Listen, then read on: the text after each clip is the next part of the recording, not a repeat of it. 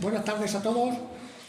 Bueno, ya llegamos a la última conferencia de este ciclo, no digo la última conferencia, sino del ciclo que habíamos organizado, que se han estado impartiendo a esta hora pues, los 4 jueves de este mes de junio.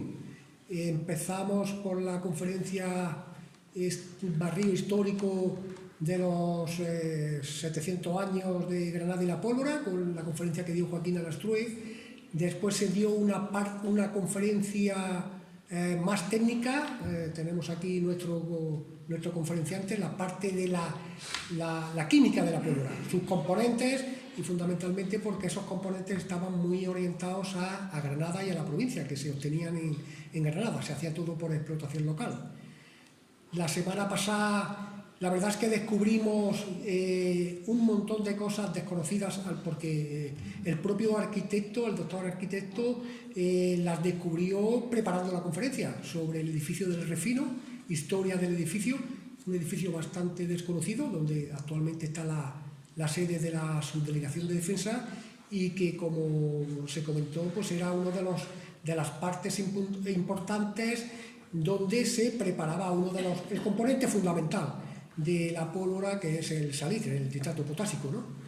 Y hoy terminamos pues, con esa conferencia un poco más militar, que pretendíamos que tuviera también este ciclo de conferencias, que era, bueno, pues cómo cambió la guerra, no solo la guerra, sino las unidades suborgánicas, la arquitectura y la forma de combatir, que fue a raíz de la aparición de la pólvora, que, como venimos repitiendo a lo largo de todos los actos que estamos haciendo y que quedan por hacer todavía, porque soltamos estos actos ahora nosotros y los coge Huesca, que, como saben, es el origen de estos 700 años. El 14 de julio conmemoran ellos el inicio de la pólvora, del uso de la pólvora con efectos pirobalísticos, y el 18 de julio conmemoran los 700 años de la aparición de la ciudad de Huesca, que fue tomada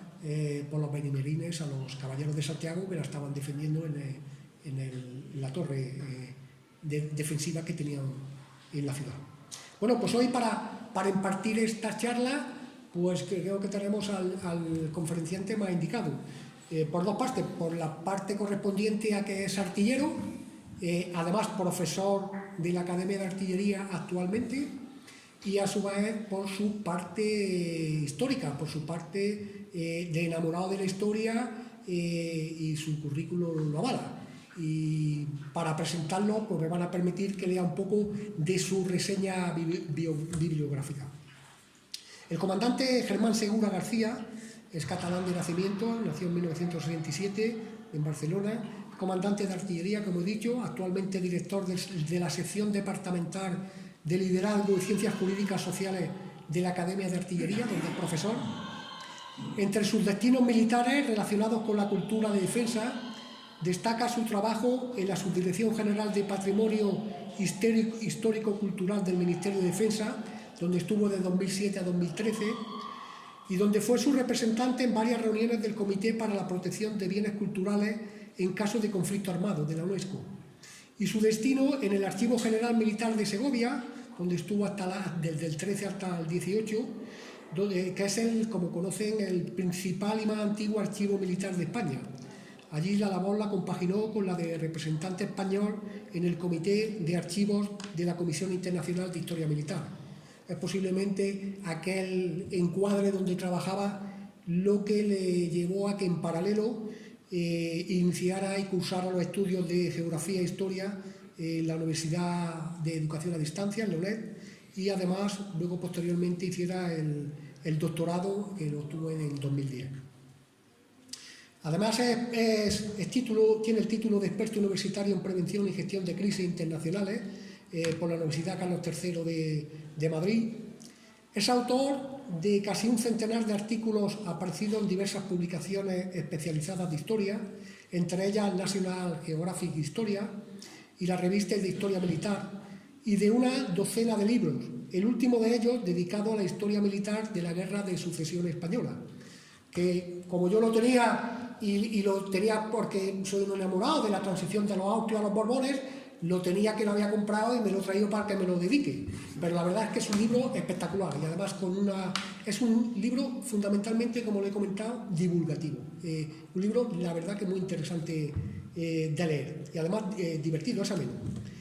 Bueno, también ha realizado incursiones en la narrativa, siendo galardonado en 2 ocasiones con el primer premio literario Robert de Lauria en 2008 y 2010 por el Instituto de la Generalitat de Cataluña. Es conferenciante habitual en diferentes foros, ha sido el comisario de varias exposiciones dedicadas a la obra del pintor Augusto Ferrol Dalmau. De hecho, el libro tiene muchas ilustraciones de nuestro ilustre pintor de batallas, y a la historia militar. Entre ellas, Álvarez de Castro y su tiempo, la guerra de Mosén Rovira, el camino español de los tercios y Cervantes, soldado de la infantería española. También tomó parte en calidad de ayudante del comisariado en la exposición de Bernardo de Galvez y la presencia de España en México y Estados Unidos en 2015 y ha seguido colaborando en su itinerancia por España y los Estados Unidos.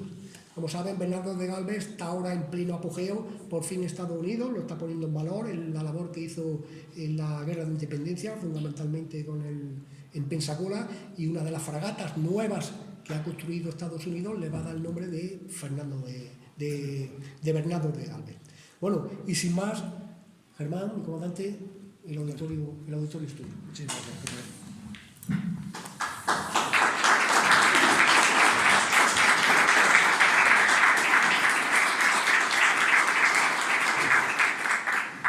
Señor coronel.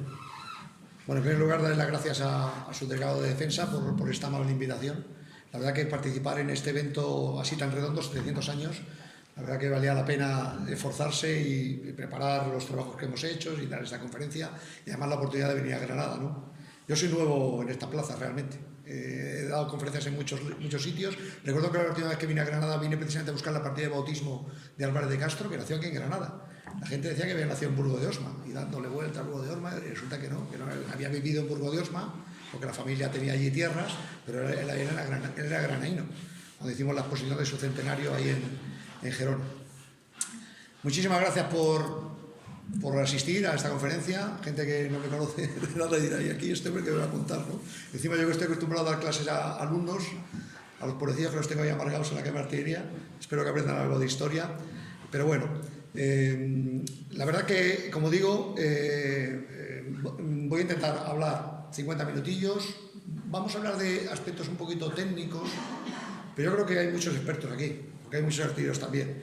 Entonces voy a hablar un poquito, realmente durante este ciclo de conferencias se ha ido hablando de la pólvora, de la fábrica del Fargue, del tema del refino. Ya les sonará a los que han asistido un poquito pues la complejidad que tiene esto de la pólvora, ¿no? En aquel momento, cuando realmente la pólvora se descubre en Europa, ya saben que se trae desde China, a través del mundo musulmán, pues acaba llegando a la península. También los cruzados la experimentan cuando sus cruzadas en Tierra Santa.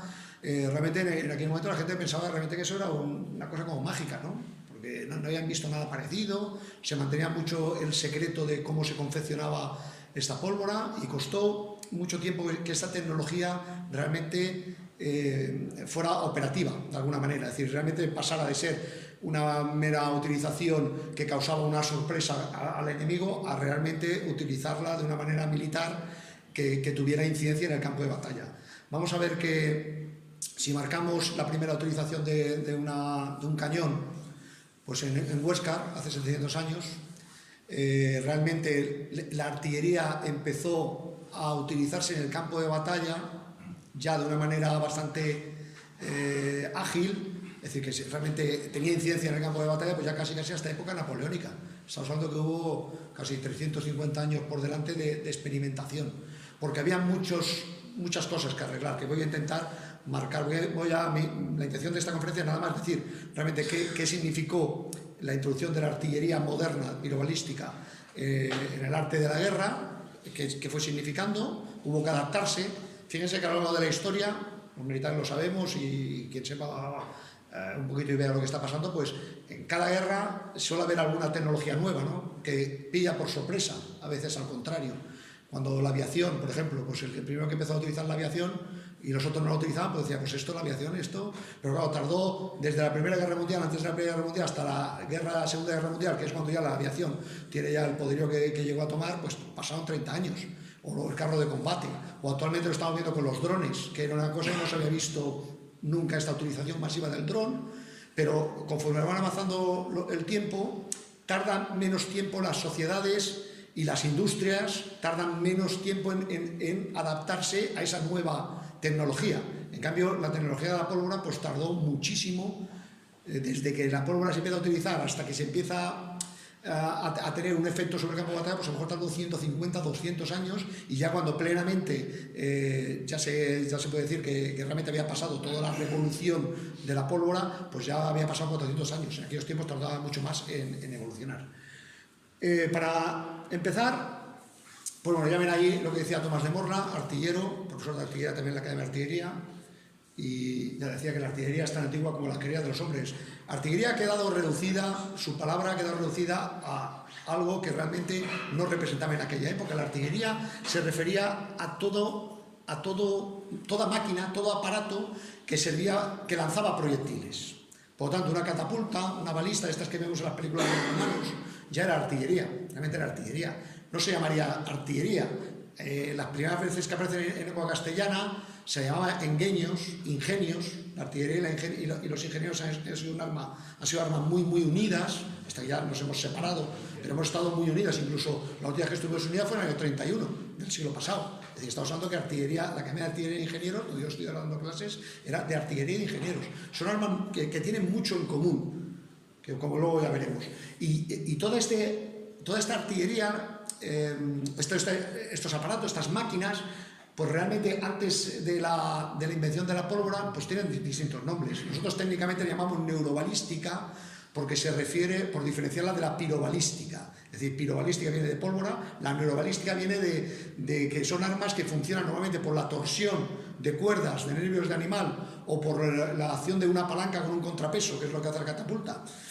Son cosas mecánicas, fundamentalmente, y la pirobalística ya es la introducción de este nuevo componente, que es la pólvora. Fíjense que en aquella época se llamaba arte tormentaria, con la palabra esta tormentaria ya se referían de que realmente esto hacía daño. Esto cuando pegabas un pedrusco y eras capaz de proyectarlo a 100 metros y le pegabas a una almena o a alguien, pues esto hacía daño. Atormentaba de alguna manera las construcciones. Esto fue lo que se llamó artillería neurobalística, que coincidió durante mucho tiempo con la pirobalística. Por eso, en las fuentes, sobre todo las fuentes árabes, en la península, las fuentes árabes, es difícil determinar dónde fue la primera vez que se utilizó realmente un cañón. Claro, como estamos llamando, son aparatos nuevos que se siguen llamando como los antiguos, no sabes exactamente si esto es realmente un cañón que utiliza la pólvora o sigue siendo uno de los aparatos antiguos que también proyectaban también con el nafta, que era un fuego, era una sustancia hecha de petróleo realmente, que con la que bañaban las bolas, la encendías y eso ya lo lanzabas y podía dar la sensación que lo habías lanzado desde un cañón, realmente. Al final, la palabra artillería parece que viene a través del francés. Parece que nosotros la adoptamos, ese nombre, y ya quedó como artillería. Fíjense que nosotros en estos diccionarios todavía la llamamos artillería, como las antiguas máquinas, ingenios, instrumentos que servían antiguamente para combatir.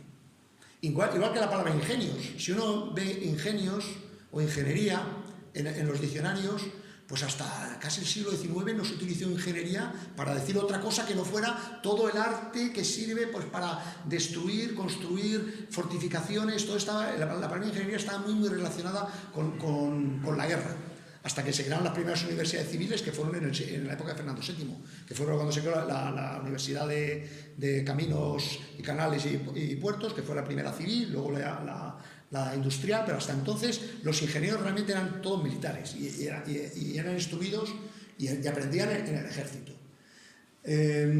También se llamaba artillero, en general, se confunde ese oficio. En la época que estamos hablando, realmente es un oficio, es un gremio de gente que oculta su saber para ser solo ellos los que saben hacer estas cosas, y estos artilleros realmente eran herreros, gente que trabajaba en el metal, alquimistas que sabían hacer la combinación de la pólvora, y todo esto se le empezó a llamar artilleros, los que eran capaces de manejar estos artefactos bastante complicados. Fíjense que ya en la época cuando ya aparece la pólvora y ya empieza la artillería pirobalística, todavía en 1600 XVI, Sebastián de Covarrubias, en su diccionario, cuando se refiere con lo que es la artillería, él dice: la artillería es una máquina espantosa de tiros de bronce. Ya en esta época se están haciendo de bronce, la primera artillería fue de hierro. Tienen nombres diversos, según su tamaño, su forma, se llama de distintas maneras. Luego, su invención fue un arte diabólica. Esto lo tuvo que inventar el diablo, porque esto causa espanto. Es decir, lo ponía así tranquilamente en el diccionario. Según su grueso depende de lo que va a lanzar, lógicamente, su hueco, la carga que tiene que tener, el peso, la puntería, un montón de cosas que luego veremos que es lo que hace complejo el servir la artillería. Y luego, sobre todo, la complejidad, como estoy diciendo, de que normalmente, sobre todo la primera artillería, y hasta que se desarrolló mucho la artillería, normalmente solía causar más daño al que la empleaba que el daño que ocasionaba, al contrario. Porque era una máquina que te podía explotar en cualquier momento, todo se hacía a tanteo, los espesores de los materiales, del cañón, la pólvora que utilizaban, a veces te pasabas y te explotaba todo el cañón, y normalmente, como el fuego se tenía que poner muy cercano, pues era habitual que los artilleros pues, fueran, aparte de sordos, que seguimos siendo, eso no ha cambiado, mancos, heridas de estos accidentes que solían ocurrir en el servicio de la artillería. Al final quedó, por hablar de la etimología de la artillería, quedó realmente de máquina. Realmente la artillería viene de máquina, de todos estos artefactos y aparatos que se empleaban. De ahí viene la palabra artillería. Pero fíjense que, como digo, que la artillería tiene un antes y un después, sigue llamando artillería. La artillería existe desde siempre, lo que pasa es que luego tenemos la evolución de que pasó a ser la artillería periobalística, que fue muchísimo más letal que la antigua que utilizaban los romanos y que utilizaban en la Edad Media. Esto tenemos un ejemplo de cómo era la artillería tormentaria. Ya ven la catapulta, bueno, también diferentes nombres, el onagro, la balista, todo con, pues eso, con la torsión de las cuerdas, de los nervios del animal, pues hacías como un muelle, realmente lo soltabas y liberabas. Realmente esto pues lanzaba el proyectil con potencia, pero este proyectil se podían ver. También la artillería pirobalística inicialmente, las bolas se veían venir. Todavía yo he visto cañones, si te colocas detrás de un 105, todavía lo ves, cómo se vayan. Las velocidades iniciales son muchísimo más superiores que en esta época, que las velocidades eran lentísimas de estos proyectiles. Con respecto a la invención de la pólvora no voy a meter mucho. Recuerden que es una combinación de salitre, azufre, carbón. Imagino que lo han explicado, pero bueno, del salitre lo que se había que sacar, refinar realmente el nitrato de potasio, que el coronel hemos estado hablando, que la fábrica de refino, precisamente donde estaba la subdelegación, pues del salitre que llevaban allí, al final solamente del 10% se sacaba el nitrato de potasio. Es decir, tenías que tener mucha cantidad de salitre para al final tener el nitrato de potasio, que era la composición fundamental de la pólvora, porque esto era normalmente, el nitrato de potasio era el 75% de la mezcla, y azufre y carbón 12,5 aproximadamente. Sí, por lo menos los españoles lo hicimos, y los franceses en el siglo XIX principios reconocieron que a lo mejor los españoles eran los que mejor estaban haciendo la mezcla, y sobre todo porque nosotros utilizamos el carbón de graniza, que era mucho mejor que el que utilizaban en otros sitios. Esta pólvora era de muchísima calidad. La de aquí de Granada, de muchísima calidad, y también en España tenía muchísima fama la pólvora que se hacía en Manresa, en Cataluña. Esta es la primera vez que aparece una mención de esta combinación, Roger Bacon, estamos hablando ya a mediados del siglo XIII, es decir, que ya la pólvora existía, la pólvora se había utilizado ya como digo, en las cruzadas. No se sabe exactamente si la estaban proyectando con un cañón. Se habla de unas ollas de barro, habla la historia de unas ollas de barro que utilizaron en una campaña de Luis de Francia en Egipto contra los mamelucos, y efectivamente probablemente fueran vasijas de barro llenas de pólvora que las encendían y explotaban, pero no parece que las proyectaran, o a lo mejor las lanzaban con catapultas, pero todavía no parece clara la alusión de un cañón, ¿no?, como entendemos actualmente. Esta es la primera imagen que habrán visto de un poquito, porque no creo que el que pintó esto no creo que llegara a ver un cañón. Realmente le explicarían, esto es una cosa que parece una vasija, fíjense, está lanzando una flecha. Sería muy difícil porque ya saben que la pólvora pues, se escaparía porque no está obturando totalmente la recámara. Bueno, saldría, depende de la pólvora que pusieras ahí. Si no revienta la vasija, pues a lo mejor consigues proyectar esta flecha una serie de metros. Pero bueno, ya ven también que es 1726, la época que estamos hablando de que es cuando realmente tenemos una constancia escrita, que es la de Huéscar, de la utilización de la artillería. Lógicamente, ya nadie discute, pero puede ser que sigan discutiendo, ¿no? Los franceses siempre quieren ganarnos en todo, y ellos inventaron todo antes que nosotros. Parece que todo el mundo, todos los especialistas en historia militar, reconocen que realmente fue aquí en España donde por primera vez en Europa los musulmanes, pues utilizando esta artillería moderna, los cristianos lo aprendieron y los agentes que utilizaban los musulmanes, porque el Reino de Granada, por ejemplo, tenía alianzas con Génova, con Venecia, si venían operarios de Venecia y de Génova aquí a ver qué hacían, y ellos también probablemente se llevaran esa tecnología a Italia. Pero está claro que en la guerra de Granada sería la primera vez que se utilizaría la artillería en Europa.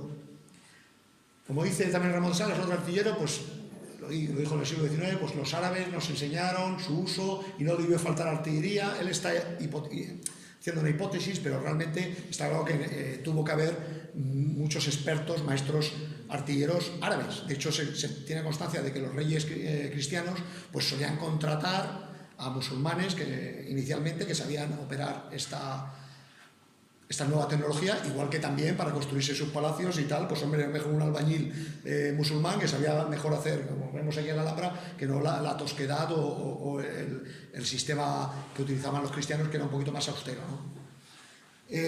Con respecto a no nos vamos a meter mucho en esto, con respecto a cuando aparece por primera vez, bueno, nosotros siempre tenemos Zaragoza. En una crónica pues se dice, sí, aquí se utilizaban truenos y otras máquinas. Quieren verla como la primera vez, 1118. Muy temprano parece, esos truenos a lo mejor seguían siendo, porque esto viene al final de traducciones del árabe, y la traducción del árabe, alguna vez, dependiendo de las palabras que cojas, pues significa una cosa u otra. Los lingüistas no se ponen de acuerdo de que realmente esto que se utilizó en Zaragoza pudiera ser realmente artillería moderna como la utilizamos. Niebla también es una opción más válida, todavía de hecho nosotros estamos hermanados con Niebla, la que me artillería. Ellos consideran que es la primera vez que se utilizó la pólvora. Puede ser que se utiliza la pólvora, otra cosa que lo utilizarán para proyectar, que es la diferencia. La pólvora se conocía y tú podías saber preparar allí, pues como digo, ollas de barro llenas de pólvora, las encendías, las tirabas y explotaban allá. Pero otra cosa es proyectar. La artillería lo que utiliza la pólvora es para proyectar proyectiles a distancia, además con gran velocidad, normalmente para combatir muros, que era el objeto de la artillería. El objeto de la artillería fundamentalmente era derribar los muros de los castillos, que era la tipología de fortificación de la época medieval. Aparecen también en Gibraltar ingenios, la palabra ingenio, y máquinas de truenos, y parece que efectivamente en Huesca, pues aquí ya esta traducción, aparato imponente que funcionaba con la ayuda de nafta, fundamentalmente porque esta es una fuente contemporánea de los hechos. Las fuentes anteriores son gente que a posteriori ha escrito sobre un hecho que había pasado hace 100 años. En cambio, esta de Huesca es una fuente, Ibn al-Hatib, es una fuente contemporánea, por lo tanto hay que darle la validez que tiene. Tanto la de Huesca como Guardamar de Segura están corroboradas tanto en fuentes cristianas como en fuentes musulmanas, y parece la primera vez que realmente ahí esta gente ya está llevando una serie de aparatos, unas máquinas, efectivamente, que es la artillería hiperbolística que luego conocemos nosotros. Y luego, sobre todo, Algeciras, que es cuando dicen que los cristianos empezaron ya a fabricar este tipo de cañones. No vamos a meter mucho con la tipología, porque en aquella época, como todo era artesano y cada uno construía el cañón como le parecía, pues a cada uno le llamaban el nombre de falconete, cerbatana, dependiendo el tamaño. Normalmente los falconetes eran más pequeños, las lombardas solían ser más gruesas, las bombardas lanzaban piedras más grandes, pero esta clasificación no tiene mucho sentido, porque realmente era un poquito al capricho del que construía no existía una uniformidad a la hora de construir las piezas. De hecho, la uniformidad en España no llegó hasta el siglo XVII, y sobre todo el siglo XVIII ya con las reformas, siglo superilustrado, en el que ya se habla de artillería de ordenanza, que se dice aquí solo se construyen cañones de 24 libras, de 12, de 6 y de 4, y se hacen de esta manera y de esta. Hasta ahí no llegó la uniformidad. Hasta entonces todo era, cada bombarda era de calidad desconocida hasta que se probaba. Dependía del maestro, imagino que habría gremios que tendrían más prestigio que otros, y a esos eran los que los reyes normalmente contrataban a hacer estas armas, que eran muy caras, que ese es uno de los problemas que tenía la artillería, lógicamente, que era cara y que luego serviría, como voy a explicar luego, también a hacer que este conocimiento de la pólvora y de la artillería, lo que sirvió fue para que los reyes, los monarcas, que entonces tenían un poder muy dividido por el sistema feudal, por las peleas que había entre los señores, hiciera que fuera cogiendo cada vez más poder, porque realmente pagarse una buena artillería o construir una buena artillería y tener acceso a esta tecnología no lo podía hacer cualquier señor. Antiguamente cualquier señor con su mesnada se podía rebelar contra el rey y costaba mucho, al final, hacerle deponer sus armas, sobre todo si tenía fortalezas muy poderosas, porque la máquina, la artillería no balística que había en la época, pues hombre, tenía poca incidencia sobre esas fortificaciones. Pero cuando ya tienes esa artillería, ya la cosa cambió, como lo veremos. Pero esto no se hizo también de un día para otro, esto también tardó en producirse. Vemos un poquito, bueno, representaciones de la época, son representaciones ya del siglo XVI, la derecha es un poquito más moderna, pero bueno, representa un poquito cómo eran estos cañones, que inicialmente, como digo, su utilidad fundamental fue batir murallas, combatir muros, como se decía en la época, destruir las murallas. Como luego veremos, los castillos de aquella época, todo el mundo ha visto cómo es un castillo medieval, pues muros muy altos, porque los castillos medievales, que estaban además en sitios pues muy elevados, su objetivo principal era evitar la conquista por escalada, porque entraran allí con sus torres, se acercaran y entraran dentro del castillo y lucharan allí a espada, con ballesta, con lo que fuera. Están protegidas para un intento de asalto. La artillería neurobalística de la época le costaba muchísimo abrir un muro en una... Podía derribar a lo mejor, si tenías acceso con una catapulta, parte de las almenas, pero era difícil que derrumbar una... Tenías que tirar mucho y muy bien para derribar una torre. No tenía la potencia que luego iba a tener la artillería. Entonces, esta artillería pirobalística inicialmente ni siquiera fue, diría yo, que tenían ellos conciencia de que iba a ser más eficaz que la neurobalística. Lo que sí que tenían claro desde el primer momento que esto causaba un pavor terrible. Es decir, cuando veían que alguien que estaba protegiéndose en una muralla se acercaba y un cañón, una cosa rara, se acercaba, te la ponían a, no sé, a 50 metros y metían una bola a la pólvora y venía un pepinazo aquello con un ruido espantoso, por eso se llaman truenos, pues eso asustaba. Y hay muchas crónicas que relatan que incluso Fortaleza, cuando veía que empezaban a disparar 2 o 3 disparos y bien que uno acertaba y el impacto que tenía sobre la torre, rápidamente bajaban a rendirse. Todavía en el sitio de Algeciras, por ejemplo, la crónica de Alfonso XI, fíjense lo que creían que era la artillería. Es decir, los moros tiraban muchas pellas de fierro que lanzaban con truenos, de que los cristianos habían muy grande espanto, que en cualquier miembro de home que diese llevábalo a cercén como si se lo cortasen con un cuchillo. Quiera que home fuese ferido de ella, luego era muerto. No había cirugía ninguna que le pudiese aprovechar. Lo uno porque venía ardiendo como fuego, el otro porque los polvos con que le lanzaban eran de tal natura que cualquier llaga que hiciese, luego era el hombre muerto. Llegaban a pensar hasta que la pólvora, como te tocara, era como un veneno. Es decir, realmente tenían mucho pánico. Pero este pánico que está hablando aquí en el año 1342, cuando toma Gibraltar, en el año 1750, o antes, 1730, en la Guerra de Sucesión, el marqués de Santa Cruz de Marcenado, un gran tratadista militar, que es el que da nombre al cuartel nuestro de la Escuela General de Guerra, él decía, hace mucho más miedo, causa más pavor, un herido de artillería que 3 o 4 heridos de disparo de fusil o de bayoneta. Pues claro, una persona que la cercena en la pierna de cuajo, que en aquella época la artillería todavía seguía disparando bola maciza, y esa bola cuando rebotaba, una bola con tanta inercia, rebotaba en filas enteras, pues era capaz de llevarse la cabeza de uno, el brazo del otro, y eso provocaba un espanto a la gente gritando, toda una sangría, no se podía curar porque eso ya era una hemorragia terrible, y hasta en aquella época todavía sabían que la artillería, había que hacer un esfuerzo para llevar la artillería donde fuera, por supuesto en cualquier asedio, pero también si se puede llevar al campo de batalla mejor, porque la artillería, aunque solamente juega, como se decía en la época, al principio de la batalla, porque tenía muy poca movilidad, la artillería pesaba una barbaridad, ya veremos que eso es uno de sus principales problemas, ¿no? Pero bueno, dispara unos pequeños, al principio de la batalla, no sé, 40 disparos, como esté dando a alguien, ya está causando pánico. Y de hecho, batalla, por ejemplo, Villaviciosa, que fue en 1710, la batalla, los borbónicos no querían empezar, pero como le estaban disparando los otros con la artillería, y decía, es que no podemos aguantar, porque a cada disparo se llevan filas enteras aquí de gente, tenemos que entrar en combate rápidamente, para que la artillería dejara de jugar, de disparar, y empezara ya el combate normal de infantería, caballería, lo que fuera. La artillería empezaba, ya digo, causaba, tenía un efecto psicológico, y en esta época medieval era fundamentalmente un efecto psicológico. Por eso los reyes, más que por su propia eficacia, decían, tenemos que llevar, o que sepan que llevamos artillería pirobalística, las lombardas. Fijaros que, por ejemplo, en 1400 y pico, el rey de Castilla, cuando en la campaña contra Granada, pues el hombre llevaba 16 piezas, 16 lombardas que son muy grandes y luego 100 piezas de pequeños tiros, porque la primera artillería era muy pequeña, precisamente porque tenía que ser portátil. Fíjese que Enrique de Antequera, cuando conquistó también Antequera, el hombre Fernando de Antequera llevaba una lombarda que para moverla tenían que llevar 200 personas para mover la lombarda, 200 personas, según dice la crónica, 200 personas. Disparaba bolas de piedra de 250 kilos, se le metía hacia 50 kilos, y solamente disparaba 4 o 5 veces al día.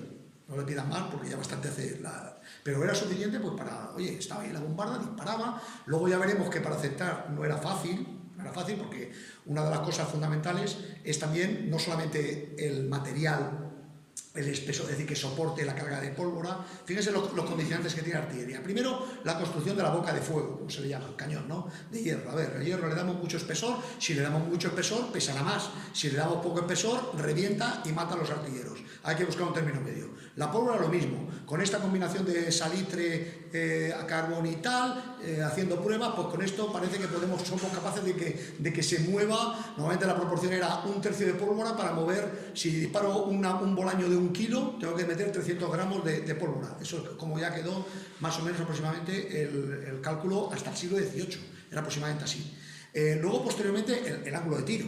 Claro, en aquella época la balística, que es la ciencia de las trayectorias en el aire, pues hombre, la gente no tenía ni idea de cómo funcionaba eso. Hasta que Tartaglia en el siglo XVI empezó a dar una teoría de la parábola, luego Galileo y otros científicos se pasaron un tiempo dedicado a ello, ya vieron que efectivamente, pues bueno, que no es una trayectoria recta, porque la gente creía que la trayectoria era recta. No, esto es una trayectoria curva, dependiendo del ángulo de elevación. Parecen cosas de perogrullo, pero hasta el siglo XVI no se supo que si pones una boca de fuego a 45 grados, esa es la máxima distancia que va a alcanzar. Si subes de 45 va a quedar más corta, y si bajas de 45 estás perdiendo alcance. Eso que parece una cosa normal, en aquella época no tenían nada claro, ¿de acuerdo? Y luego, como digo, efectivamente, medir el ángulo de tiro, al final, acertar era difícil. A pesar de que en Huesca dicen que el primero ya le metió a la torre. Bueno, puede ser, que lo aceptaré depende si lo acercas mucho, y la torre es un objetivo bastante amplio, y hombre, apuntando un poquito pues a huevo, como decimos, pues a lo mejor le podemos dar, ¿vale? Entonces, primero los efectos psicológicos, de forma que incluso en aquella época se llamaba rayo en la tierra, le llamaban, el rayo en la tierra ha llegado. En el caso de Huesca, los árabes dijeron eso, ¿no? De que el rayo lo había conseguido domeñar Ismael I y lo trajo a la tierra pues para hacer caer esta fortaleza. Luego, la palabra trueno, pero como digo, la complejidad de su empleo era lo que hacía que vale la pena realmente, porque realmente lo que está haciendo esto lo puedo hacer con un almajeque, que es una catapulta, o con una algarrada. Es decir, las catapultas de la época más o menos te hacían lo mismo y pesaban menos, pero el rey decía, no, es mejor llevarlo porque esto, el impacto que causa contra las tropas contrarias y el efecto moral que tiene sobre las nuestras, que creyendo que ese trueno va a ser suficiente para hacer rendir esa fortaleza, es suficiente. Y es cierto que en aquella época bastaba la presencia de artillería pirobalística para que una fortaleza se rendiera fácilmente, sobre todo las pequeñas, la más pequeña. Pero recuerden que tenía una enorme inversión, al final había una enorme inversión para ponerla en juego. Aquí tenemos imágenes de la Guerra de los 100 años entre Inglaterra y Francia, ya a mediados del siglo XIV hasta finales del siglo XV, pues ya ven que en sus grabados de la misma época, 1400, esto se hizo pues eso, en el siglo XIV, pues ya pintaban claramente pues estas bombardas, ya saben claramente cómo llegan al castillo, pero bueno, esto todavía ven que todavía se sigue intentando hacer la escalada, saltar, lo cual significa que estos muros, estas murallas, estas bombardas realmente no estaban ahí para derribar los muros, las utilizaban pues para lanzar dentro bolas, para quemar dentro bolas incendiarias, para quemar castillo dentro. Todavía no tenían para qué servía esta artillería, ¿no? Alguna vez tiraban, lógicamente, contra las torres, pero todavía hay algunos castillos, por ejemplo, hay algunos castillos de la época medieval, por ejemplo, Medina del Campo todavía tiene los trozos de la artillería, cuando le picó la artillería en la época de los comuneros. La campaña de los comuneros todavía tiene trozos de bolaños, es decir, que había que pegar mucho y muy fuerte para derribar uno de estos castillos también, no era tan fácil. No era tan fácil. Más representaciones en la época de estas guerras, ahí las ven.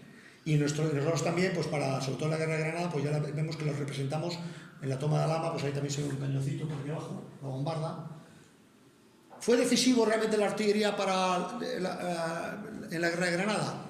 Hombre, los Reyes Católicos, cuando vinieron a Granada, lo primero que hicieron fue montar un parque de artillería en Écija de 200 piezas, con la que sus cronistas dicen que con esa artillería sirvió para conquistar 15 plazas en el reino de Granada. Es decir, tuvo su incidencia. Es cierto que los nazaríes, ya que ellos conocían la pólvora antes que nosotros y la artillería, ellos ya muchas de sus fortificaciones también las estaban adaptando, que ahora lo vamos a ver, las estaban adaptando para tener también a su vez artillería, y eso ya se convertía en un duelo de artillería, entonces ya la cosa se complicaba. Y viendo la experiencia en la guerra de Granada, se ve que las fortificaciones medianas, pequeñas y medianas, con presencia de artillería caían muy rápidamente, pero las fortificaciones más fuertes, como la de Baza, Málaga, la misma Granada, al final se tuvieron que rendir, pues cercándola. Málaga se tuvo que rendir por hambre, estaba completamente sitiada. Es decir, la artillería no llegó a abrir una brecha grande en los muros para hacer el asalto. Es decir, que todavía le faltaba a la artillería un poquito más de avance tecnológico. Fíjense con respecto a lo que provocó en la evolución tecnológica. Estos son los castillos de la época medieval, que todos conocemos, pues eso, muy verticales, muy altos. ¿Qué podía hacer la artillería? Cuando la artillería realmente ya, sobre todo en el siglo XIV, en el siglo XV, perdón, ya se vio claramente que, a ver, si tú colocas una bombarda cerca de uno de estos muros y atacas un muro, uno de los muros, por ejemplo, esta zona de aquí, atacas y consigues derribar todo ese lienzo de muralla, se abre una brecha y se puede entrar en el castillo. Cuando se ve esto, ya se ve claramente, bueno, este tipo de fortificaciones no sirven ya para hacer frente a esta artillería. ¿Qué se puede hacer? Entonces empezó el avance tecnológico de evolución de la fortaleza medieval a lo que se llamó la traza moderna, ¿no? La traza moderna. ¿Qué se hizo primero, fundamentalmente? Bueno, aquí vemos, por ejemplo, una de las primeras fortalezas, quizás sea la primera fortaleza en España, que ha cogido toda la experiencia de la guerra de Granada. Este es el castillo de Salses, que está en el Rosellón, en Perpiñán, cerca de Perpiñán. Entonces eso era español. Y era la fortaleza que hacía frontera con Francia. Por lo tanto, al rey católico, Fernando, le interesaba proteger esta frontera con una fortaleza moderna que hiciera frente a la artillería. Entonces, fíjense del castillo medieval a esta fortaleza, que todavía tiene connotaciones de castillo medieval, pero ya para empezar se ha enterrado, se ha metido para abajo. Es decir, los muros ya no son tan altos, se ha enterrado.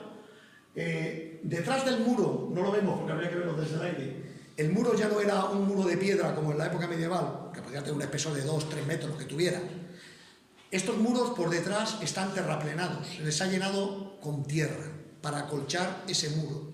Es decir, están rellenos de tierra, por lo tanto, lo que era el adarve, que era la parte alta de las murallas por donde andaban los arqueros, los ballesteros, los que tenían que defender el castillo, ya no era un pequeño pasillo que no era más ancho de 1 metro o 2 metros, ya empezaba a ser muy amplio. ¿Para qué? Para meter en esos muros, la parte de arriba, artillería. De hecho, ya no existen almenas. La almenas es el típico cuadrado, ¿no?, que vemos en los castillos medievales. La almena es realmente el hueco que hay entre merlón y merlón. Hay un hueco que se llama almena, que es donde te asomas de vez en cuando para disparar, y luego te escondes en el merlón que te protege. En esta época ya se pierden los merlones, porque lo que interesa ahora es tener troneras. Es decir, abro un hueco, normalmente así, para meter el cañón, que se pueda mover de izquierda y derecha, y para disparar. Toda esta fortaleza ya se defiende con artillería, también con fusilería, pero fundamentalmente con artillería. Y sobre todo vemos en las esquinas como unos salientes todavía circulares, que es lo que va a proporcionar la clave de la defensa de estas fortalezas, que es el flanqueo. El flanqueo es que los fuegos tienen que solaparse, es decir, no puede haber una zona del campo que no esté batida al menos por una, pero hay zonas que están batidas por 2, y sobre todo cuando el enemigo se acerca mucho a la muralla, ese flanqueo te permite batir al enemigo que está justo debajo, en el foso. ¿De acuerdo? Esto es fundamental. Inicialmente, como esta es una fortaleza que todavía está, pues es de las primeras que se hacen, de la experiencia que también habíamos tenido en Italia, se considera que las torres deben ser circulares. Estos bastiones, que es como se llama, tienen que ser circulares. Luego se verá posteriormente que era mejor la forma poligonal, un triángulo o un baluarte, que es un pentágono. Se vio que era mejor, porque presentan dos caras a la campiña y otras dos caras para proteger el foso. Esto que sería, como vemos, la evolución del castillo medieval, lo vemos a la izquierda, a cómo se haría el castillo ya típico de la época del siglo XVII, XVIII, con estas fortalezas, con estos baluartes, con 5 caras, que era la mejor sistema de fortificación para protegerse de la artillería. Fijémonos que estamos hablando de que hemos empezado, el castillo anterior era un castillo de principios del siglo XVI, 1500 y poco, y estas fortalezas estuvieron hasta la Guerra de Independencia, hasta el siglo XIX, todavía se construían de esta manera, hasta la invención de la pólvora sin humo y el cambio de la artillería con la retrocarga y con el ánima rayada, otro tipo, ya se fue inventando otro tipo de fortificación. Pero esta fortificación estuvo en vigor 250 años, 350 años, de 1500 hasta 1850, 350 años. ¿De acuerdo? Este tipo de fortificaciones, ya un castillo costaba una pasta hacerlo. Un castillo en la época medieval costaba muchísimo hacerlo. Y normalmente, imagino que el señor del territorio cogería a la gente que trabajaba para él y le obligaría a trabajar allí, a hacer las pecheras para construir el castillo, pero bueno, se iban construyendo. Pero este tipo de fortificaciones modernas requería una tecnología que no todo el mundo tenía, eran los ingenieros militares los que hacían estas cosas. Por ejemplo, un ingeniero militar, la gente no sabe, pero fue Leonardo da Vinci, fue un ingeniero militar que construyó este tipo de fortalezas, o Miguel Ángel. Además de vez en cuando pintar y construir cosas muy bellas, ellos también hacían cosas de fortificación, en Italia fundamentalmente. Esto costaba mucho. Tanto la artillería, que era costosa, como hemos dicho, como luego estas fortificaciones que eran costosas, ya había muchos señores feudales que eran incapaces de poder pagar esto. Por lo tanto, su posición de poder frente al rey se disminuía. El rey también ya cada vez dependía menos de los señores feudales. ¿Por qué? Porque como era el único que se podía pagar la artillería, de los pocos que se podía pagar la artillería, de los pocos que era capaz de construir este tipo de fortificaciones, que nosotros los españoles las llevamos a América. Todas las fortificaciones que están en América, en Cuba, en Venezuela, todas son de este tipo, de fortificación abaluartada, que se llama. Más luego, posteriormente, los reyes también pasaron a depender más de las milicias urbanas, las ciudades libres, que le proporcionaban hombres para la guerra. Eso hizo que el sistema medieval fuera decayendo rápidamente. También con la parte táctica, porque la caballería, en el momento que aparece la artillería, y sobre todo cuando aparecen las armas de fuego, que luego lo vamos a ver, la artillería medieval tiene que desaparecer. Ese tipo de guerra de caballeros, con lanzas y luchando, eso, como demostraron los españoles en la batalla de Pavía, era cosa del pasado. La guerra se hacía de otra manera, que fue lo que abrió la época de las picas, la época de los tercios españoles. Pues como vemos aquí en estas imágenes, solamente 3 puntos nos quedamos. Ya me queda poquito, Arriba a la izquierda, una muy buena imagen que representa, mira, le hemos pegado un cañonazo y le hemos dado la torre. Qué suerte hemos tenido, porque esto tenía que ser bastante suerte, darle a la primera, a una torre. Aquí vemos a la derecha toda esta tecnología, mientras el soldado de aquella época, pues un infante, hombre, el caballero tenía más, ¿no? Porque tenía que tener caballos, sus monturas, sus armaduras, tal, tenía cierto aparato militar. Pero el artillero, fíjense, llevar toda esta artillería entre los bueyes que había para mover todo esto, como hemos dicho, muchos bueyes para mover un tren de artillería como el de la época. Luego todo este personal que era muy especializado. Este señor que era capaz de saber el tema de los saquetes de la pólvora, el tema de la puntería, que lo vemos aquí representado contra el artillero, que era capaz de mantener las piezas. Esto era un personal tecnológicamente muy avanzado. Esto fue lo que provocó lo que los británicos tildaron como revolución militar, el inicio de la revolución militar, que todo esto acabaría dando, pues cambiaría hasta el sistema de gobierno, cambiaría de un sistema totalmente descentralizado y feudal a las grandes monarquías absolutas ya del siglo XVIII. Aquí vemos el último cuadro que ha hecho Ferrer Dalmau, precisamente dedicado a Santa Bárbara, que está representando pues, cómo se desplazaba un cañón. Fíjense, pues el tren de artillería esto era complicado, y en aquella época que no había caminos, los caminos eran caminos totalmente carreteros. Entonces, realmente la artillería en esta época le costó, pero solamente era útil utilizarla contra las fortificaciones.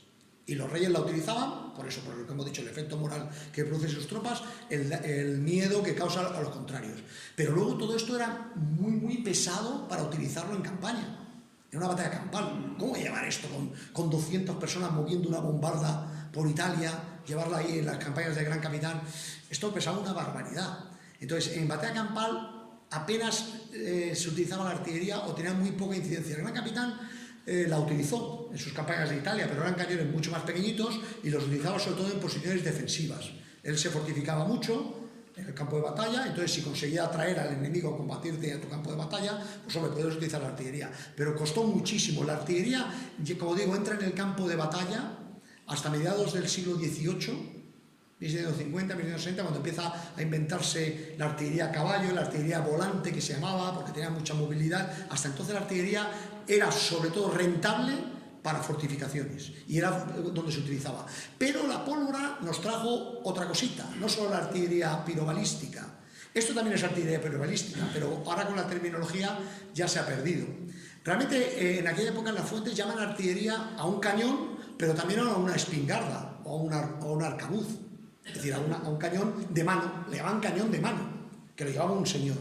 Eso sí que provocó una gran revolución inicialmente, inesperadamente. ¿Por qué? Porque en aquella época, normalmente el arma arrojadiza que se tenía pues era el arco o la ballesta.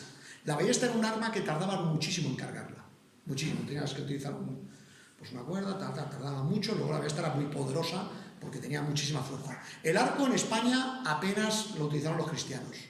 Ni siquiera los británicos, que son los más famosos, los ingleses, los galeses, que utilizaban el arco, contra los franceses lo utilizaron en varias batallas, la batalla de Agincourt, la batalla de Crécy, lo utilizaron contra los franceses, pero los arqueros costaba muchísimo formar un arquero. Un Robin Hood de estos de las películas, el Robin Hood solo hay el de la película, el resto no daba a nada. En aquella época había muy pocos. De hecho, por ejemplo, los franceses cuando cogían prisioneros a un arquero, le cortaban los dedos. Los dos dedos estos que eran los que servían para tensar. Es decir, era un personal era muy difícil formar a un arquero, incluso a un ballestero, pero a un señor de esto a un tonto le dabas un cañón de mano, le enseñabas a poner así la pólvora y funcionaba. Y era mucho más fácil instruir a un espingardero que a un arcabucero. Por eso empezaron a utilizarlo tanto los musulmanes en Granada como luego los cristianos. Y las espingardas, inicialmente, que un señor te dispare solo con un cañón de mano en una batalla, pues bueno, te hace un poco de ruido, pero bueno, no parece que haga nada.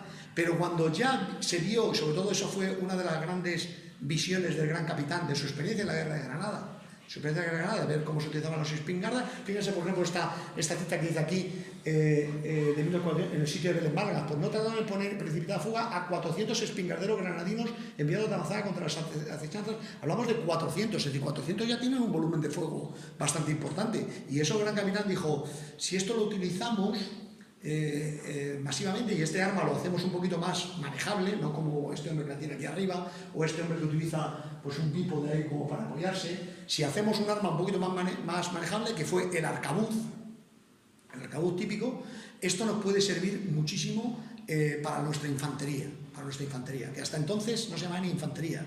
En la época medieval le llamaban mesnadas, peones, porque iban a pie, les trataban muy mal a la infantería porque la caballería era el arma del lujo y tal, y el resto, el que no valía, pues para infantería, que no tenía dinero para pagarse lógicamente el arma de la caballería. Pero en esta época el infante recobra cierto prestigio, porque los arcabuceros y el piquero que ya saben que llevan la pica, que es el que evita que la artillería entre en esas formaciones, con la pica larga, porque el caballo no se atreve a penetrar ahí. A lo mejor el jinete quiere entrar, pero el caballo creo que no entra. El caballo no suele ser un poco más listo que el jinete, suelen decirme, no sé. Es que está que yo sé que es de caballería. Es decir, el caballo no entra, no creo que se meta en esa formación. Pero claro, la pica era un arma defensiva fundamentalmente. Te impedía que entrara la caballería, pero la caballería seguía coleando por ahí. En cambio, la combinación de pica con el arcabuz, una serie de personas que están disparando, bum, bum, bum, pues entonces sí que funciona. Y eso fue realmente la gran revolución militar. No la artillería.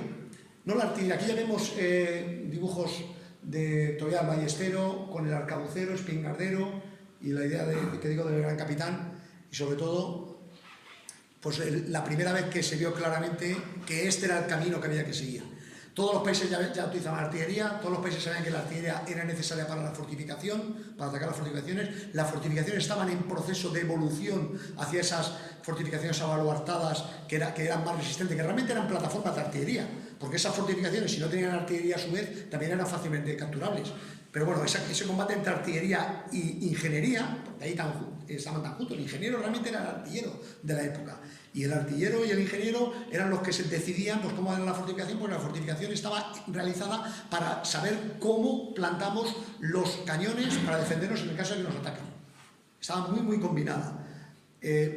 Entonces, para sitio estaba claro, pero en el campo de batalla faltaba dar ese paso tecnológico que fue este arma, el arcabuz, una palabra que también dicen que la inventaron los alemanes probablemente también diseñaron este tipo de armas, pero los españoles fuimos los primeros que lo utilizaron masivamente y la probamos en Italia. En la batalla de Pavía, el marqués de Pescara, primer marqués de Pescara, pues luchando contra Francisco I y su caballería, una caballería superpoderosa francesa, realmente temible, pues consiguió derrotar completamente a la caballería, una serie de tenían 1500 arcabuceros que había repartido muy bien en zona boscosa. Era un tipo de guerra que gustaba mucho al español. A nosotros los españoles siempre nos ha gustado la guerra de guerrillas. Hemos sido guerrilleros por naturaleza y somos gente que nos gusta poco la formación esta austriaca o prusiana de tanta disciplina, no, nos gusta más eso, irnos a la montaña. Se vio muchísimo la guerra de independencia. Entonces el arcabucero era fantástico porque al arcabucero le daban mucha libertad. Ellos se salían de los despliegues habituales, se ponían en posiciones donde ellos podían estar ahí medio ocultos, cargaban el arma, se asomaban, disparaban, volvían a cargar, disparaban, y aquí se vio claramente que la caballería no veía dónde venía. Ellos estaban siendo abatidos permanentemente, caía uno, caía otro, pero ¿qué está pasando aquí? Hasta que se dieron cuenta que estaban los arcabuceros allá, y realmente fue la primera vez que un ejército inferior en número, como era el ejército que estaba en Pavía, que nosotros estábamos siendo sitiados, y ese día, en 1525, conseguimos esta gran victoria, fue donde dio el gran salto. Y es realmente donde la artillería, que era como se llamaba todas estas máquinas de fuego, aunque estas eran portátiles, que eran los arcabuces, realmente se graduaron en la universidad, por decirlo de alguna manera. Aquí ya se vio claramente que toda esa tecnología que habíamos aprendido aquí en Granada, que luego no solamente en la parte de, como digo, artillería grande, para sitios, esta artillería portátil, que eran estos arcabuces que luego convertimos más tarde en mosquetes, fue lo que dio a nuestra infantería en todo el siglo XVI esa supremacía, porque lo que nosotros hacíamos, los otros les costó también esa tecnología, a pesar de que nosotros no la ocultábamos. En el campo de batalla pues se llevaba allí y veían, estos disparan con arcabuces. En aquella época la gente tenía dudas, pues a lo mejor esto no funciona, pero nosotros nos funcionó muchísimo. Porque nosotros desde 1525 y desde antes, en la época del Gran Capitán, durante todo el siglo XVI, pues casi todo fueron victorias. Puede haber alguna derrota, pero fue casi todo victorias. Esa combinación de arma blanca, la pica para defendernos y el arcabuz y luego el mosquete para tener fuego a distancia fue fundamental y fue lo que dio la hegemonía a los tercios. Como ven aquí en este tapiz, que es un tapiz de la batalla de Pavía, y aquí los arcabuceros imperiales en Pavía, que se les ve ahí dibujados. Y bueno, yo con esto ya termino, solamente pues quería expresar de que la revolución realmente significó, tanto como hemos dicho, esa artillería, obligó a un cambio en la fortificación, 300 años hasta consumarla, pero lo consiguió. Y la artillería, de convertirse solamente para batir muros, que era su objeto inicial, a convertirse ya en un arma de campo de batalla útil para la batalla campal, pues también tardó 300 años. En aquella época la tecnología tardaba bastante en dar su resultado. Esto fue lo que, como he dicho antes, lo que los británicos, los ingleses, sobre todo los historiadores ingleses, pues hablaban de la revolución militar, que algunos la ponen un poquito más tarde, empezó en 1550, empezó en 1450, es una revolución pero tarda muchísimo. Bueno, hay revoluciones como la revolución neolítica que también fueron cientos de años, ¿no? Una revolución no tiene por qué ser de un día para otro, y esa tecnología tardó mucho porque en aquella época también la capacidad industrial que tenían las sociedades medievales no es la misma que la moderna. Y tuvo que venir muchos estudios, como hemos dicho, tanto para la balística como para la construcción de materiales, de cómo construir los materiales. Fíjense que la última construcción de materiales, cuando ya se hizo, realmente fue a mediados del siglo XVIII cuando se decidió realizar los cañones en bronce con vaciado en sólido, que se le metía un torno para hacer el boquete, porque hasta entonces se echaba una colada líquida, y y eso se veía, algunos decían que eso iba mal porque el estaño desaparecía, se creaban burbujas dentro del bronce, esas burbujas hacían que se pudiera agrietar el tubo y al final acababa explotando. Es decir, todo eran tentativas, y hasta el siglo XVIII y sobre todo ya hasta el siglo XIX, con las nuevas aleaciones de acero ya, que ya la artillería recobró realmente todo, pero ya vemos que tardó muchísimo, y todo pues, realmente empezó hace 700 años, por lo menos mientras no se descubra otra fuente que lo retroceda todavía un poquito más, pero sí que sabemos a ciencia cierta que en Huesca, hace 700 años, el mes que viene, pues se utilizó por primera vez esta artillería pirobalística. Yo dejo, creo que bien, ¿no? 50 minutos, mi coronel. Dejamos un turno de preguntas. Seguro que hay cosas que quieren preguntar.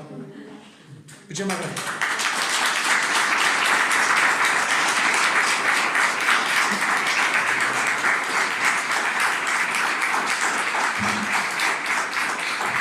Muchísimas gracias. Dígame, señor. Buenas tardes. Enhorabuena, mi comandante, por la conferencia. Muchas gracias. El tema muy candente, la primera vez que se utilizó la pólvora en Europa.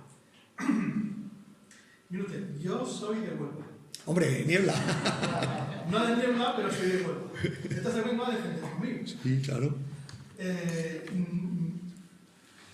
Hoy mismo, si cualquiera entra en la página web del Ayuntamiento de Niebla, ellos siguen diciendo que allí se utilizó por primera vez la pólvora. Y dice que las fuentes son las crónicas de Alfonso X. Un problema. La crónica de Alfonso X no fue contemporánea a la batalla de Niebla, sino se escribió, creo, en el reinado posterior. Sí. Luego tampoco es muy específico, y me alegro de esta conferencia porque usted lo ha dicho, que habla de rayos de fuego o algo así. No es muy específico. Pero no hay unos argumentos poderosos para descartar que allí no se utilizará la pólvora. Como bien ha dicho usted, ya en Huesca ya hay en la campaña de 1324 ya hay una fuente de un... Al-Jatib, sí. Exactamente. Contemporánea, sí. Al-Jatib, algo así que tenía que preguntar. Y entonces ahí ya se dice y se especifica que se utilizaba una máquina, lo que ahora podríamos llamar como un precursor del cañón, sí, donde impulsado por la pólvora. Sí, sí. Bien, entonces, usted mismo me ha dado la clave. Yo creo que esta discusión, bueno, sí, para los granadinos no hay discusión ninguna, en Huesca y ya está. Pero yo soy de Huelva y defiendo eso. Y usted también ha dicho que allí también lo defienden, ¿no? Yo creo que la clave está cómo se pregunta. Si la pregunta es ¿dónde se utilizó por primera vez la pólvora? ¿Por qué no en Niebla? Que me digan argumentos que no. Ahora, si la pregunta es ¿dónde se utilizó por primera vez lo que dijéramos, un cañón, una máquina propulsada por la pólvora?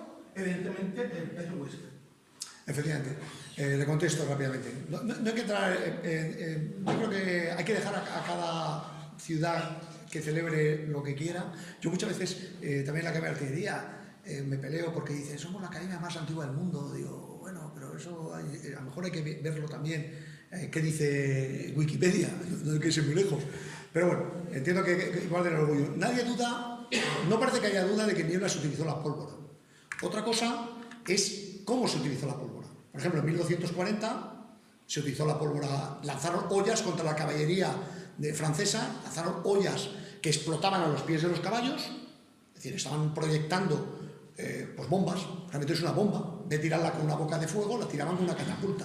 Ahora no utilizaban la pólvora. Es muy probable que fuera pólvora, lo que te lanzaran desde la muralla, porque en Niebla lo utilizaron los defensores musulmanes contra los cristianos que estaban atacando. Es probable que utilizaban pólvora. Ellos conocían la pólvora, los musulmanes en aquella época. Que este era el Taifa de Algarve, me parece recordar, el de Niebla. No era de Granada, pero bueno, es igual. Las conocían totalmente. Y es cierto que dicen las fuentes que, así como el nafta, que está hecho de petróleo, y se utilizaba muchísimo en Constantinopla, en Tierra Santa, se utilizaba porque había petróleo, porque estaba allí. Aquí no había petróleo. Ojalá hubiéramos tenido petróleo. Aquí había mucho salitre, sobre todo en el norte de África.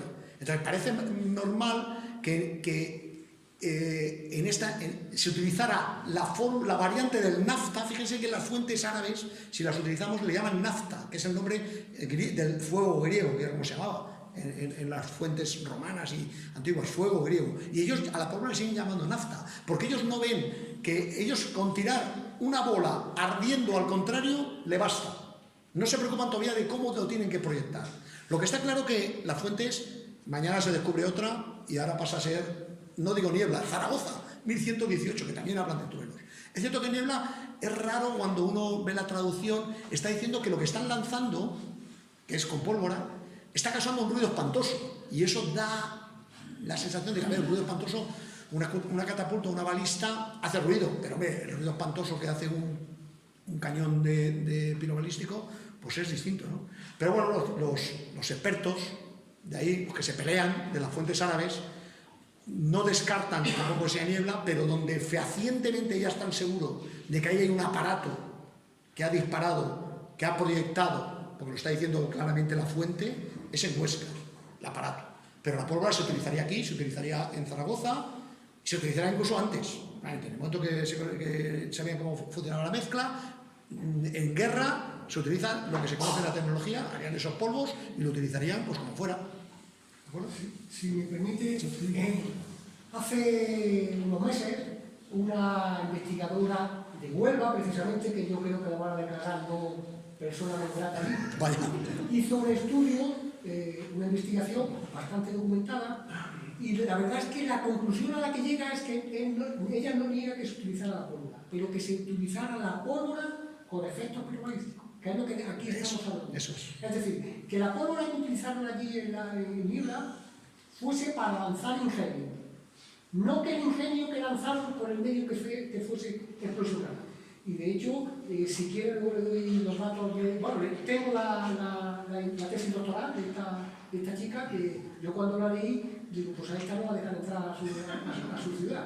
Pero esta era la Universidad de Huelva, no es ella sola, son tres investigadores, y la verdad es que llega a esa conclusión, que no dice que no se utilizará, pero que no hay documentación fidedigna de que lo demuestre como pasó. Y además hay un profesor de la Universidad de Jaén, por terminar y dejar otra pregunta, de que también ha investigado mucho esto, y él dice que realmente la alusión de Niebla viene de la traducción que hizo Conde, que fue un arabista hispano del siglo XIX muy bueno, que él tenía la intención de coger todas las fuentes árabes y traducirlas al castellano. Pero la fuente que cogió de Niebla no menciona de dónde la sacó. Entonces, todavía a fecha de hoy no saben el texto en el que se basó Conde para decir eso. No lo han encontrado en las fuentes musulmanas, las fuentes árabes. Que a lo mejor lo encontrarán algún día, porque el hombre tampoco se lo va a inventar. A lo mejor el hombre...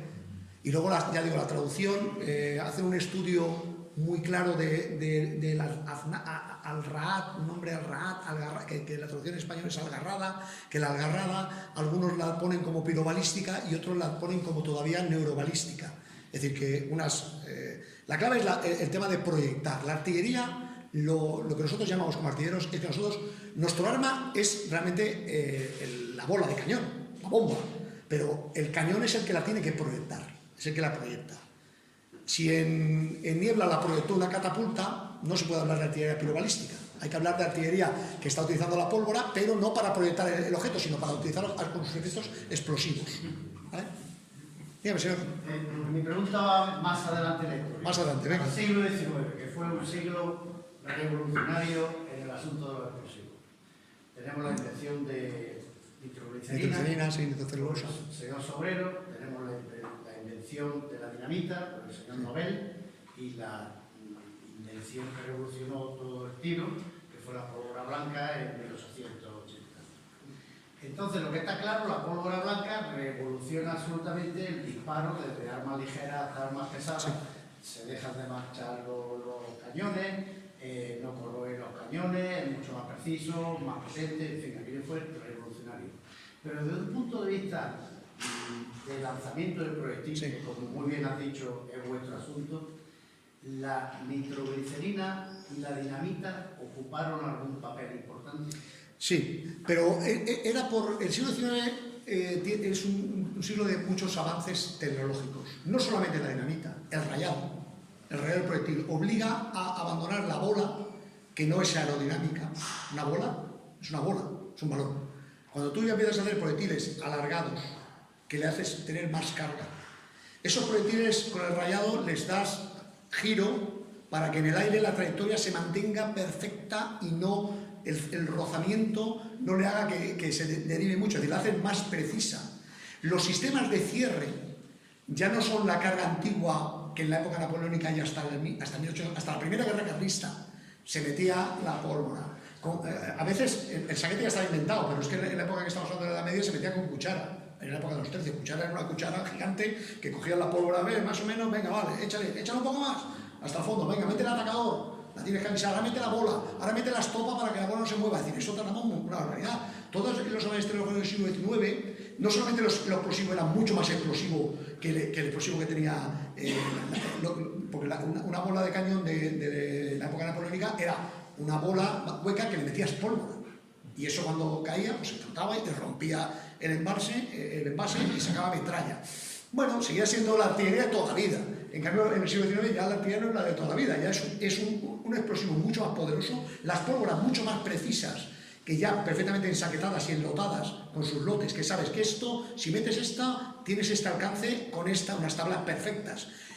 La precisión de la artillería, la espoleta, con los nuevos sistemas de ignición, ya no es antiguamente que metías por encima por el oído una mecha y le dabas ahí con el mechero para que fuera la pólvora y saliera, ya ahora es una pequeña cápsula de mercurio no sé qué, cualquier combinado ultra explosivo que te hace que eso lance. Cuando cae la espoleta, explota, te hace explotar todo, es decir, aumentó muchísimo, no solamente la precisión, sino luego los efectos de esa munición. Sí, pero los efectos de artillería. Sí. Nitroglicerina y dinamita supusieron realmente un gran avance. Para la artillería realmente supuso poco. Porque el problema de la nitroglicerina era la inestabilidad que tenía. Y la dinamita era todo lo que erosionaba, la gran revolución fue la pólvora sin humo, que fue la que no erosionaba las armas. Primero, no dejaba huella donde estaba disparando el enemigo, porque la pólvora negra lo que te dejaba una marea que decían desde allí no están tirando, ¿no? La gran revolución fue la pólvora sin humo, y sobre todo porque la dinamita sí que te dejaba residuos por todos los lados. ¿Para qué se utilizaba? Precisamente era para minas, era para los temas de minas y en zapas de ataque a fortalezas, ¿no? Pero la gran revolución fue, sobre todo, el poder explosivo que ganó con la pólvora sin humo. Sí. Y sobre todo porque con ello llegó la arma reglada. Que detrás de esto llegó la gran revolución en España del fusil, del Remington al Mauser, fue utilizar la pólvora sin humo, de pasar de pólvora negra a pólvora sin humo. La nitrocelulosa, que es la que se utilizó. Pero luego la nitroglicerina, cuando se estabilizó, es la que sirvió luego para hacer la exolita, la trilita y todo lo que... Pero eso es explosivo. Pero eso es posterior. Eso es explosivo. Eso no para impulsar el proyectil. No, la nitroglicerina para impulsar no, perdón. Para impulsar. La nitroglicerina sirvió para el contenido... Para el proyectil. Para el proyectil. Para impulsarlo. Para hacer rompedor el proyectil, pero no para lanzarlo. Efectivamente, perdóname porque yo estaba hablando ya como el contenido, que también se utilizaba la pólvora antiguamente, y la nitroglicerina sí que sirvió para hacer más explosivo la carga de proyectil. Bueno, ¿alguna pregunta más? ¿Alguien se anima? Venga, por atrás, que están más calladitos. Me gusta dar las charlas de pie, así veo a todo el mundo quién se duerme para restar a alguno. Pero bueno, hoy les dejo... Venga, señor. Sí, yo sí quería preguntar, actualmente en el ejército sigue existiendo el I+D en temas de pólvora. En temas de pólvora. Actualmente la producción la tenemos en manos privadas e incluso extranjeras. Lo que quiero saber si nuestro ejército sigue manteniendo el I+D en este caso. Bueno, realmente los ejércitos han llevado la voz cantante en la revolución de toda la industria hasta el siglo XVIII. Donde ha habido el gran cambio a partir del siglo XX ha sido donde la industria civil ha adelantado a la industria militar. Es decir, hoy día la industria, quien lleva la voz cantante en I+D no son los ejércitos como tradicionalmente o históricamente se ha hecho, sino que quien lo lleva ahora mismo son las industrias civiles, por muchos motivos, fundamentalmente el motivo económico, el motivo industrial. Los técnicos antes donde estaban eran en los ejércitos. La revolución, Internet se apareció en el ejército americano, pero cuando eso despegó ya no hay lo que lo frenara. Y es el mundo civil el que lleva la voz cantante en todos estos temas, la industria civil. Por eso, ¿quién lleva el I+D en la pólvora? La pólvora, sobre todo la pólvora negra, ya hay poco I+D que hacer, ya está todo inventado. Quizá más que la composición y los componentes, eso está inventado. Ya se alcanzó hace muchos años cuál es la composición más idónea, ¿no? Porque está muy inventado. Lo que sí hay es en si el grano es mayor, menor, si es progresivo, si es regresivo, en función de si lo va a utilizar para fusilería, si lo va a utilizar como proyecto, para mortero, si lo va a utilizar como proyección o para un cañón de gran calibre, para un 38 con 1, son distintos tipos de macarrón, pero lo que es la composición química de la pólvora, ahí el I+D está todo inventado ya, la pólvora yo creo que se alcanzó hace muchos años. Lo que sí, el I+D en el resto de la industria, sí que es la industria civil la que lleva la planta, que lo hacía. Sí. La pólvora tiene un siglo de vida y ahí se acabó todo. Está todo, como ha dicho el coronel, está todo inventado en la pólvora. Ahora, hay otros elementos auxiliares o complementarios que sí están en completo desarrollo, pero desde el punto de vista químico-técnico tiene un siglo de existencia, se desarrolla perfectamente entre las dos guerras y a partir de ahí se paró. Se llega... Por completar la Sí. pregunta que ha hecho Torcuato, realmente, como ha dicho el coronel, no hay un desarrollo directo del Ministerio de Defensa. Lo que sí hay ayuda, esa ayuda está canalizada a través de un documento que se llama Estrategia Tecnológica Industrial de Defensa, donde se identifica una serie, un documento público que se puede encontrar en Internet, y en ese documento se establecen una serie de áreas prioritarias y salen ayudas en forma de subvenciones o ayuda a proyectos, y en concreto pues, un proyecto podría ser la mejora de las pólvoras con los nuevos materiales, pero la iniciativa es de empresas privadas o de universidades o de otros centros. Sobre todo en los últimos 10 años lo que se está haciendo, y para eso se hace FEIDEF, la gran feria de la defensa, es para decir al Ministerio de Defensa, a toda el área de la industria de la defensa, esto es lo que os pedimos, no investiguéis a vuestro aire, no desarrolléis materiales según vosotros queréis, esto es lo que nosotros os vamos a demandar, por tanto orientar vuestras investigaciones a esto, que es lo que pedimos. Si queréis que España fortalezca o relance o apoye la industria española, que es por eso se hace la feria de FEIDEF, que es donde se orienta a decirle, oye, esto es lo que necesita el ejército español, que no deja de ser lo que necesitan los ejércitos modernos. España forma parte de la OTAN y, como se ha comentado antes, ya los calibres no va cada uno a hacer su cañón, su bola, los calibres están establecidos y cuáles son los calibres del Pacto de los Soles y cuáles son los calibres de OTAN, ¿no? O sea, ya no fabrica aquí nadie al tamaño que quiere, porque está todo establecido mediante unas normas que están establecidas. La verdad que ya han contestado perfectamente, yo no voy a decir mucho más, pero solamente recordar de que efectivamente las fábricas estaban en manos de artilleros pues casi hasta la guerra civil, estuvieron, que eran los que llevaban la iniciativa, los cañones los diseñábamos por gente que estaba en la Academia de Artillería, que eran los ingenieros militares de la época, y todavía tenían algo que decir, pero luego ya a partir de, ya con la guerra moderna, pues eso pues ha desaparecido. La guerra ha sido un catalizador de muchísimas innovaciones. Yo muchas veces me gusta recordar mucho que nadie se acuerda del pobre Fidel Pallés, que nadie sabe que fue el que inventó la epidural. qué cosas más buenas hizo para el mundo este hombre, ¿no? Hasta a mí me lo han puesto cuando era joven. Es decir, pero nadie se acuerda de este. Y esto era un tratamiento que él innovó, siendo oficial de medicina. Innovó pues para Marruecos, pues, hay que curar a esta gente, vamos a intentar aquí cortar el cortocircuito por la columna. Pero tanto eso como luego en la Segunda Guerra Mundial, el método de curación de heridas se llamaba Método Español de Curación de Heridas, porque lo inventaron los españoles en la Guerra Civil y sobre todo en África, un sistema que salvó muchísimas vidas en la Segunda Guerra Mundial. Y era todo por nuestra necesidad. Con los medios que teníamos había que probar cosas, y eso hacía que innováramos y fuéramos innovadores. Venga. Si no hay más preguntas y me permitís, le dejamos repetir. Una pregunta de la que siempre pregunto y nadie me sabe contestar. Pues de todo eso, a ver. Yo estoy seguro que en este foro, viendo aquí el pedaje que gastamos la mayoría, me parece a mí que en este foro me lo vaya a saber contestar alguno.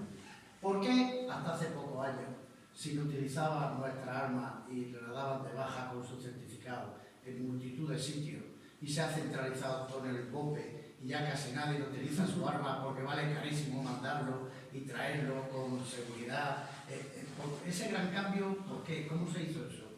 ¿Qué pasó ahí? Luego te lo comento porque no viene a cuento. No, digo una cosa fuera de la... No viene, sí, luego te lo comento. Vale, Bueno, pues hay algo más de la pólvora o algo que le puedan... ¿Algo más? ¿Alguna cosita más? Bueno, pues muchísimas gracias por su asistencia.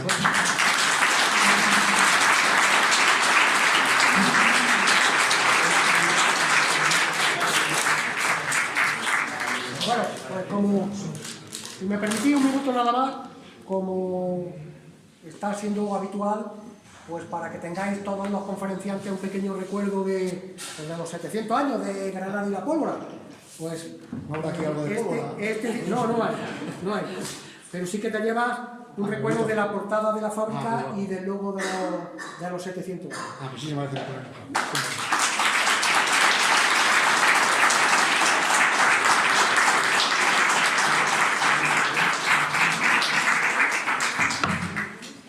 Bueno, pues con esto terminamos el ciclo. Ya hasta el segundo semestre que empezaremos con la exposición itinerante, una exposición sobre los 700 años, pues el verano damos descanso a todo el mundo.